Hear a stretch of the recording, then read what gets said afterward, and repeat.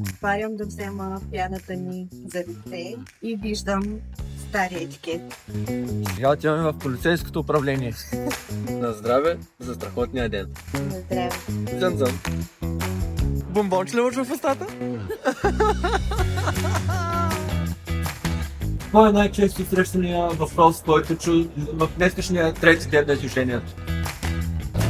Добро утро! Ние сме спрели на паркинг точно до изложението. Ето го и него. И сега се запътваме да си паркираме на паркомястото вътре, за да може да си подредим щанда. Дават го много топло днес, 20 градуса. Каза се, че днес нямаме паркомясто вътре на изложението, но пък момчето на входа беше много услужливо и ни опъти към паркинг, който е наблизо.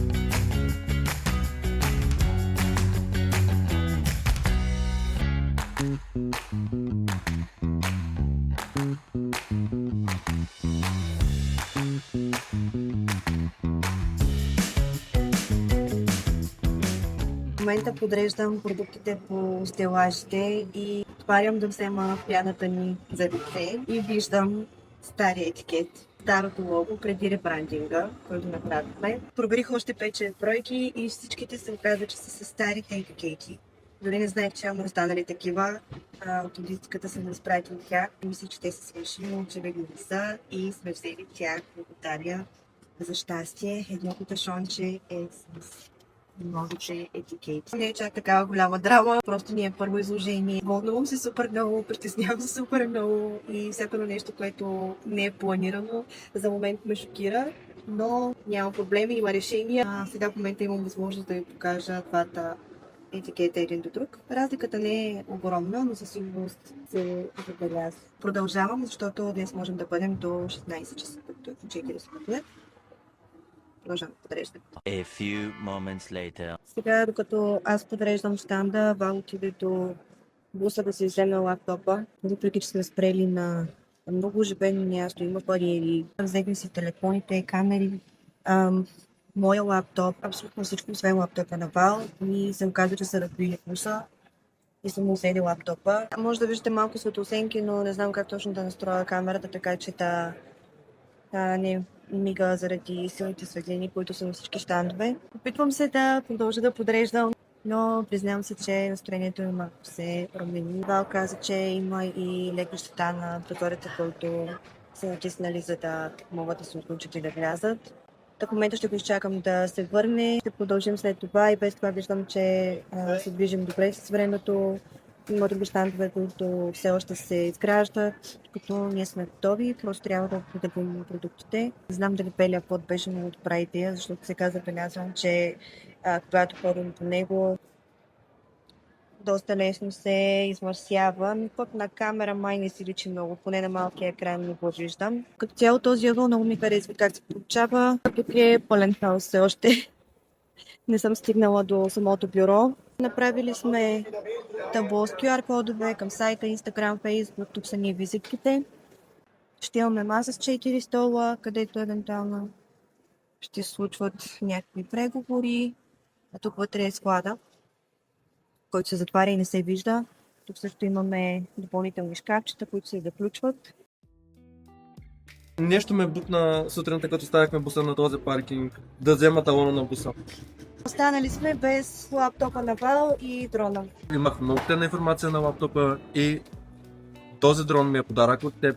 Малко зло, да. Можеше да е много по-зле. Не знам какво можеше да направим по въпроса. Спрели сме на паркинг, бариери, въпреки че бариерите са за коли, да са за хора. Продължаваме напред, да пием малко кафе, да презаредим.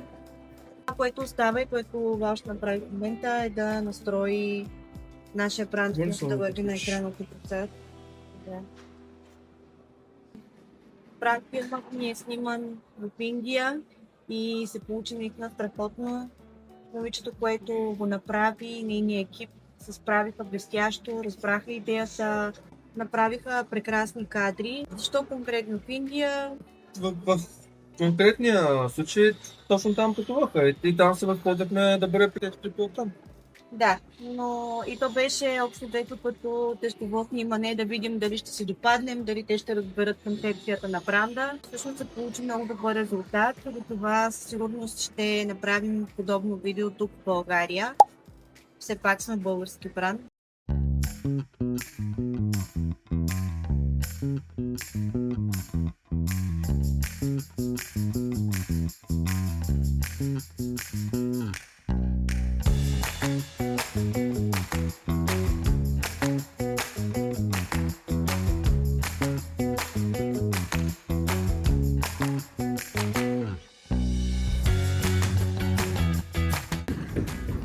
Вал правеше форматирането на бранд филма, само че го извикаха от полицията да отиде до буса, да опишат щетите, да видим дали ще могат да направят нещо. Казаха, че ще вземат отпечатъци.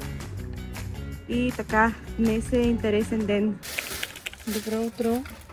Ние се подготвяме за откриването на изложението. Вчера хората, които ни ограбиха, бяха така добри да ми оставят машата. Благодаря. Относно вчерашната ситуация, прекарахме около 2 часа в полицейското управление и тук администрацията е изключително тежка. Попълваха се едни документи, иначе полицаите бяха много мили и дори ни позволиха да оставаме при тях до техните полицейски коли. И тук до нас всъщност има още 3 кемпера. Да. Бяха, нали? 3 кемпера. Полицейското управление точно след нас влязоха още едни хора от изложението от Словакия. Така че явно е някаква нормална ситуация по време на изложението тук. На паркинга, на който бяхме спрели, има камера, която е гледала точно нашия бус и полицаите са изискали записа, само че казаха, че не са длъжни да ни уведомяват за как ще приключи тяхното разследване. Ще свързват с нас само ако имат нужда от съдействие. След полицейското управление отидохме да хапнем една традиционна италианска пица, за да ни приключи вечерта по-добре. И се прибрахме и се подготвяхме. Изпратихме доста имейли на дистрибутори и търговци, които ще посетят изложението и в момента се обличаме.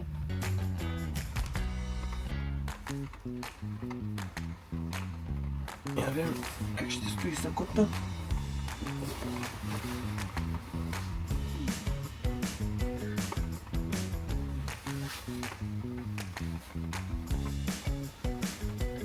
Много си хубаво. Благодаря се. Току-що Вал ни изкара часовниците, гривните и така нататък, бижута и аксесуарите, които сме си приготвили. Първоначално се стреснах да не са ги откраднали, защото имам гривна, която ми е подарък от майка ми и баща ми, която ми е много ценна. Но всичко е тук. Най-вероятно, защото нямахме място много в багажа и ги бях прибрала в турбичка от скрабани. Почти съм готова.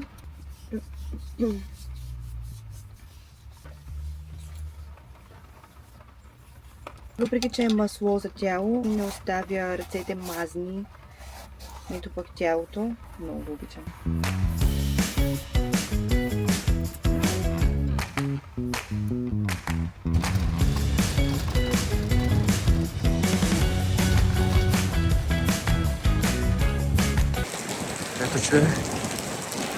Ето, че вече сме в първия ден на откриването на изложението.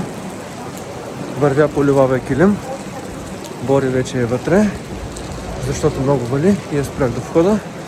Аз си търсих място за паркиране. Намерих го накрая.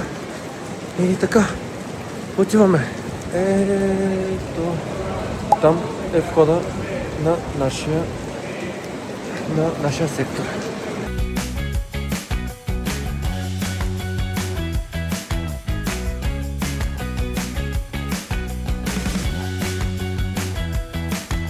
Има много хора, както се вижда.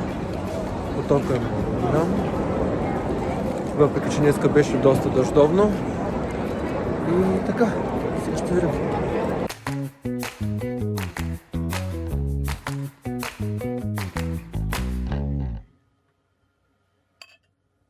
На здраве за страхотния ден!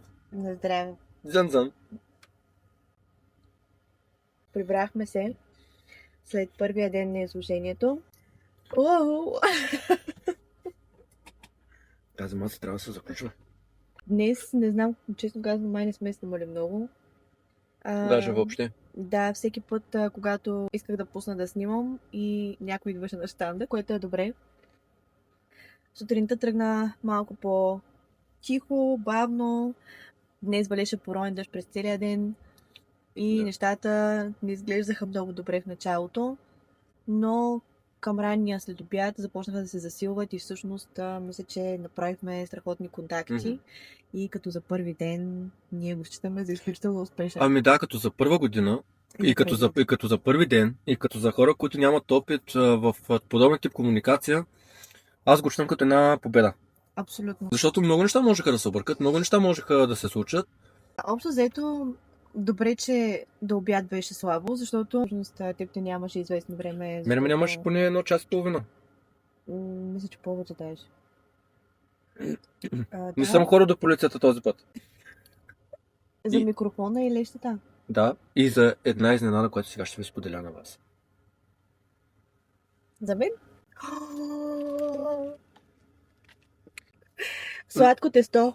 Любовта на мъжа минава през стомаха, а любовта на жената минава през сладкото. Така е. Много благодаря. Моля. Забравих за какво говорим. Разказахме за деня. Да, и общо добре, че сутринта тръгна малко по-бавно, защото беше ми изключително трудно да разбирам кой човек какъв е. По принцип имаме баджове. Аз го свалих. Да. Те са с различни цветове, за да можем да разбираме кой е дистрибутор, кой е търговец, кой е посетител, кой е инфлуенсър и така нататък. Но може да се каже, че до обяд със сигурност всички хора, които минаваха, хайде да не са всички, за да не генерализираме, но голямата част от хората, които минаваха, или си бяха махнали баджовете, или ги бяха скрили под сако, под блуза, което изключително много ме обърка. Всъщност имаше доста интересни хора, които дойдоха. Франция, Англия, Южна Африка. Казаха, че те не могат да продават нещо, което не харесват. Ние също не можем да продаваме нещо, което не харесваме. Това впечатление ми направи също така и момчета, с които ти говори, докато аз говорих с другите жени пък от Франция и Англия, че момчета също казаха, ние искаме продукта на нас да ни хареса, за да можем да го продаваме. Да. А не просто поредния продукт. Интересен факт е, че ако дойде някой на нашия щанд, някакси той автоматично става много по-привлекателен за останалите хора и става тълпа. Сега почивка и утре пак, защото по това, което си говорихме с останалите брандове, е, че втория ден обикновено е най-тежък, но и най-успешен към контакти. Лека вечер от нас. Лека вечер от мен. Добро утро, втория ден на изложението. В момента чакаме на партията да говоря с душите, защото почва 8:30. И днес сме в зелено.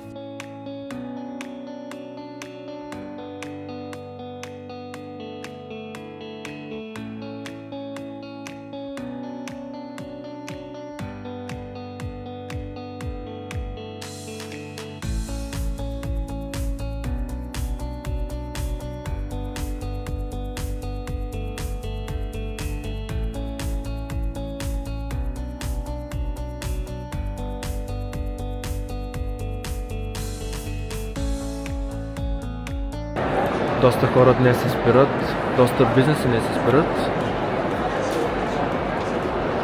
Поработваме и въвеждаме срещите и проверяваме срещите.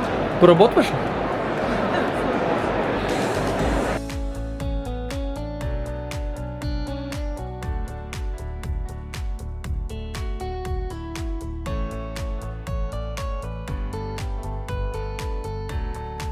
Много е готина атмосферата тук, особено това, което забелязвам от собствениците наоколо. Много свежи, тук да разговаряме и се споделяме. Тук също аз съм една корейска отметка, която също е известна. И момчето е собственик, наследен семейен бизнес, доста позитивен.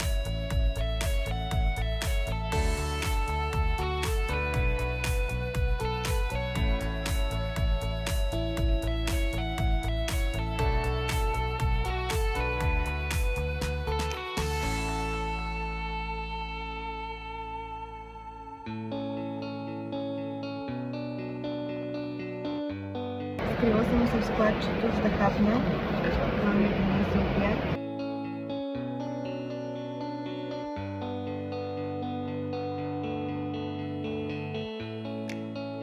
Бомбонче ли лъчва в устата?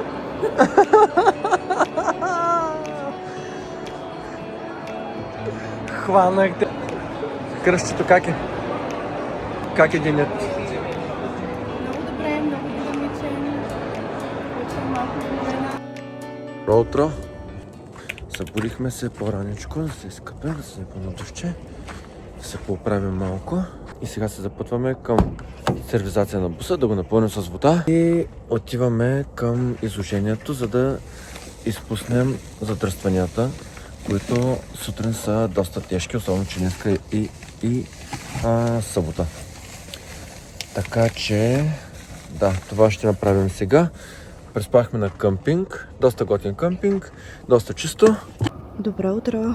Тук е пълно с кемпери, има пералня, абсолютно всичко, ресторант, има и хотелска част. Времето днес най-накрая се оправи, сякаш няма да има облаци и дъжд. Къмпингът е много приятен, горичка е, тихо и спокойно. Ето ни нас тук. След като Вал сервизира буса, мислим направо да се запътваме към паркинга на изложението, защото задръстванията са огромни и въпреки, че по принцип ни отнема 10 минути да стигнем до там, първия ден тръгнахме малко по-късно и пътувахме 40 минути до там. Затова сега ще тръгнем по-рано, ще се паркираме там и ще се оправим, когато отидем там. Това е хубавото на буса, че си носиш къщата с теб. И вече се паркирахме на нашето парко място. Днес сме доста по-навреме. Имаме достатъчно време да се оправим, да се облечем. Ето я Бори отзад. Оправя косата. Сега ще направим по едно кафенце, по една мача и ще се запътваме.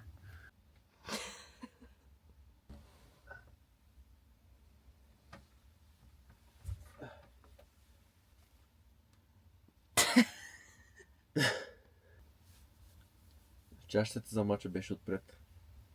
И ме домързя да излезна да я взема. Последен ден да подредим щанда.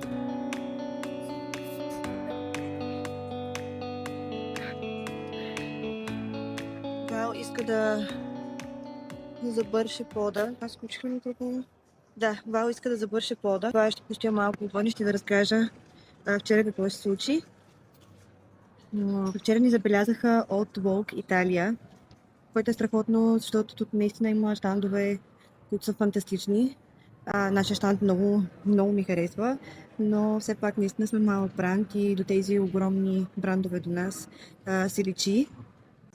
Но пък това, че Волк Италия не забелязаха е просто изключително показателно за това, че все пак нашият бранд хваща вниманието.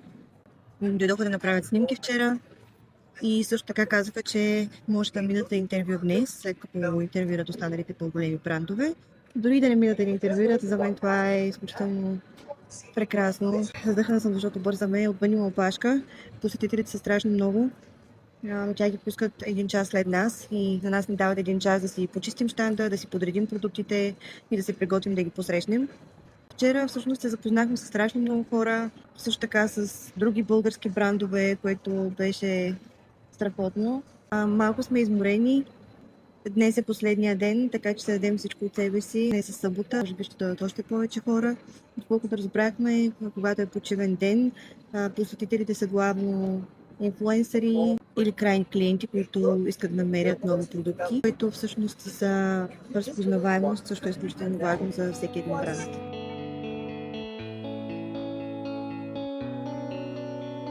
Как се чувстваш в последния ден? Все още развълнувана. Както трябва да подредим. Да. Днес имаме и потвърдени срещи. След малко ни започват срещите. Така че сме точно на време. Абсолютно.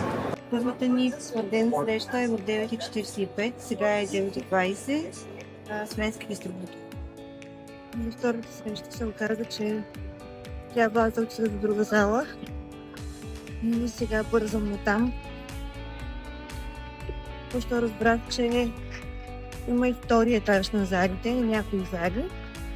И съм подминала, така че се връщам на обратно.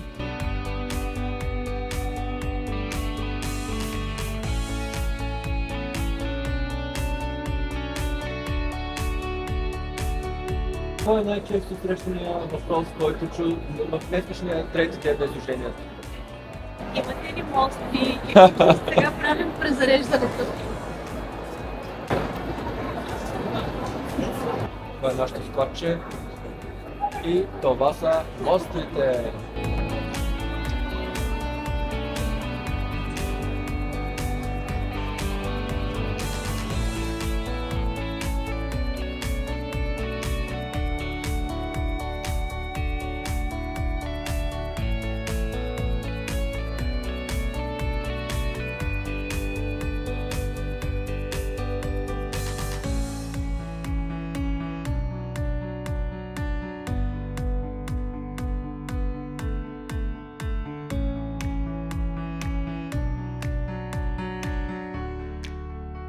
Благодарим ви, че останахте до края на това видео, а сега нека да изтеглим следващия печеливш от коментарите от предното видео, който да си избере един от нашите продукти.